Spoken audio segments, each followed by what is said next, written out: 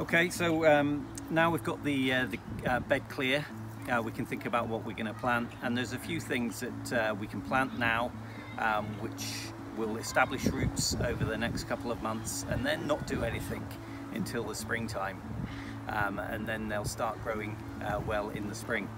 One of those things is onions. You've got to make sure though that you get the right varieties. Some onions are bred in such a way that they lend themselves to growing over the winter. Some are really best left until to be planted in the springtime. So the ones that I've got here are a variety called Shakespeare and a variety called Senshu. There's a range of varieties that you can find in most seed catalogues that would be appropriate for sowing at this time of year. Okay, so we also want to think about where we're going to plant in the bed, and what you don't want to do is to plant your onions in a spot where you've previously grown onions or garlic or leeks. So just find a spot where you haven't planted those things previously, and then we're going to just plant them. For onions, you just want to plant them 10 centimeters apart, and it's really crucial that you get them the right way up. So obviously there you can see the roots at the bottom, and that's slightly flatter than the pointed top. That's where the shoot's going to come up, and that's where the roots are going to go down. So you plant them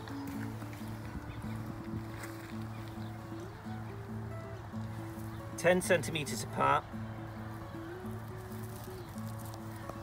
and you just want to get them so that that's about 10 centimeters there, just so that the tip is at the surface of the soil.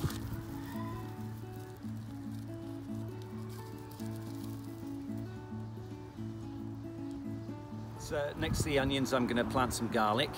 But before I do that, let me just say that if you've grown a lot of vegetables in your plot this summer, then your plot may be deficient in nutrients.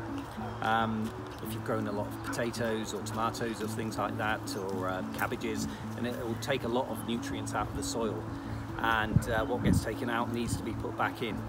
So if you have grown a lot this year, then make sure you're applying some fertilizer like fish blood and bone or chicken manure or something like that to the bed before planting. Now we're going to plant the garlic.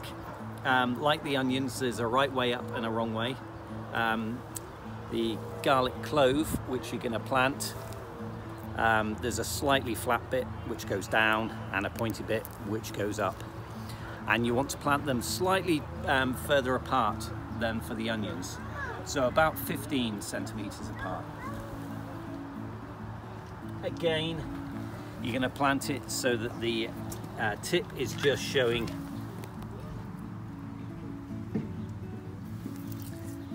out of the soil, flat bit down,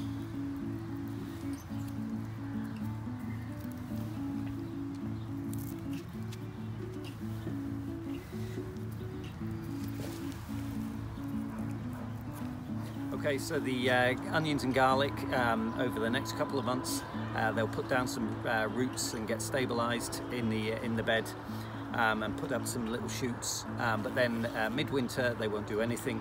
They'll just sit there and then grow again in the springtime. Now, one of the biggest risks to the success of these onions and garlic really comes over the next couple of weeks, with birds coming down, seeing the little shoots and picking the bulbs out. So you want to protect them against that. And you can cover them either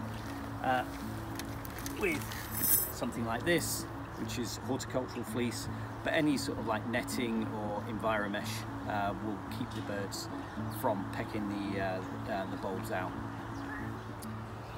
Okay, so we've got the fleece down on top of the onions and garlic now. Obviously, you know, it might get windy this time of year, so we'll just take some pegs and peg the